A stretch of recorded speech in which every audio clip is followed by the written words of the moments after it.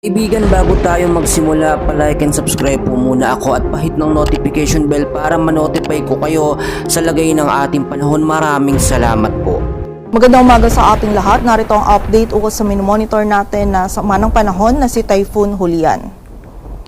Kaninang alas 2 ng madaling araw, si Bagyong Julian ay bahagyang humina at downgraded na into a typhoon category at nananatili pa rin pong mabagal yung pagkilos nito dito sa karagatan southwest ng Taiwan. At huli nga po itong namataan sa laing 280 kilometers west-northwest ng Itbayat, Batanes. Taglay nito yung lakas ng hangin na 165 kilometers per hour malapit sa sentro at bugso ng hangin na umaabot sa 205 kilometers per hour. Ito ay kumikilos pahilagang kanluran ng mabagal at sa kasalukuyan po ay hagip pa rin ng mga malalakas na hangin and also ng mga malalakas na pagulan ang area ng extreme northern Luzon. So patuloy pa rin pong pag-iingat para sa ating mga kababayan dyan at makipag-ugnayan pa rin po tayo sa ating mga LGU at local DRRM offices para po sa mga aksyon na kailangan nating gawin para sa ating kaligtasan.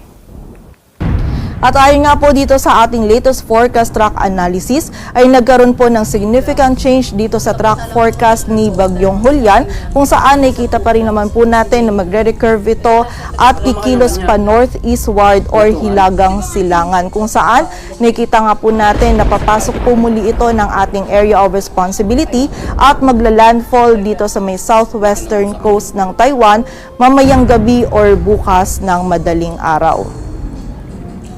At after landfall nga po nito ni Bagyong Julian, ay nakikita po natin na magiging pabago-bago yung pagkilos nito kapag nga po tinahak na nito yung landmass at coastal waters ng Taiwan bago po ito tuluyang kumilos pa southwestward patungo dito sa Taiwan Strait at dito sa karagatan timog ng mainland China. At nakikita po natin na lalabas ito ng ating area of responsibility by Friday evening or Saturday morning. At dahil nga po sa kasalukuyan ay wala po tayong dominant weather system na nakakaapekto or nag-i-influence dito sa general motion or pagkilos ni Bagyong Julian, ay hindi pa rin po natin inaalis yung possibility na sa mga susunod po na ipapalabas natin na bulletin ay magkakaroon po ulit ng shift or pagbabago sa track forecast ni Bagyong Julian. So continuous monitoring pa rin po tayo at patuloy na magantabay sa updates na ipapalabas ng Pag-asa. And also, nakita din po natin ngayon maging sa mga susunod na araw is patuloy na po yung paghina ni Bagyong Julian dahil po yan sa nakikita natin na papalapit or yung incoming natin na northeasterly wind flow or yung malamig po na hangin dito sa may East China Sea maging sa area din po ng Taiwan Strait. And also dahil nga po naging matagal na yung paglagi ni Bagyong Julian dito sa karagatan sa southwest ng Taiwan or naging mabagal na po yung pagkilos nito dito po sa karagatan na ito, ay nakikita po natin na nagkakaroon na po tayo ng upwelling or yung hangin po is naitutulak na palayo yung surface water natin na mainit at napapalitan na po ito ng cooler water from beneath the surface ocean. So dahil po dito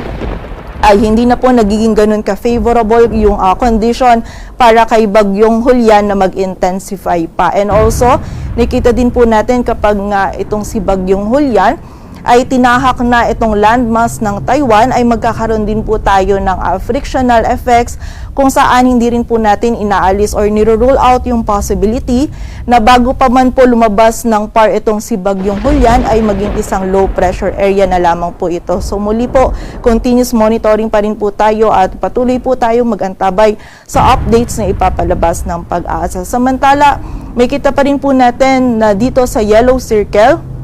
ay hagip pa rin po ng mga malalakas na hangin na dulot ni Bagyong Julian, itong area ng extreme northern Luzon kung saan sa kasalukuyan ay meron pa rin po tayong nakataas na wind signal number 1 sa Batanes, Babuyan Island, sa northern at western portions ng Ilocos Norte, maging dito rin sa northwestern portion ng mainland Cagayan kung saan yung mga areas na nabanggit po natin na yan ay makakaranas pa rin po sila ng mga malakas na hangin na dulot ni Bagyong Julian at posible pa rin po ito magdulot ng mga damages lalong-lalo na sa mga structures na gawa sa light material. So pag-iingat pa rin po para sa ating mga kababayan.